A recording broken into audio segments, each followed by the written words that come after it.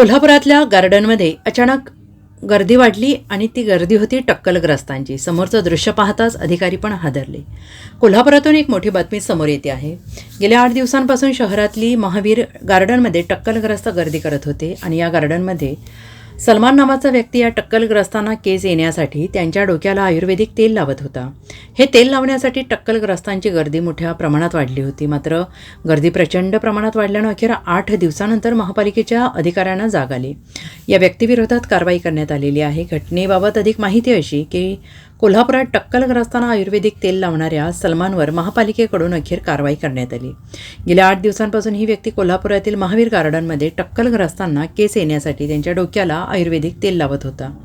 सलमानचं हे आयुर्वेदिक तेल लावण्यासाठी टक्कलग्रस्तांनी महावीर गार्डनमध्ये मोठी गर्दी केली. मात्र गर्दी वाढल्यानंतर अखेर आता 8 दिवसानंतर महापालिकेला जाग आली आहे.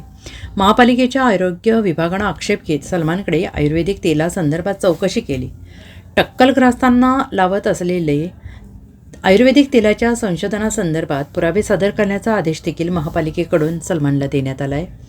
महावीर गार्डनमध्ये यापुढे टक्कलग्रस्तांना तेल न लावण्याच्या सूचना महापालिकेकडून सलमानला देण्यात आल्या आहेत. Bureau report SBN Marathi, Kolhapur.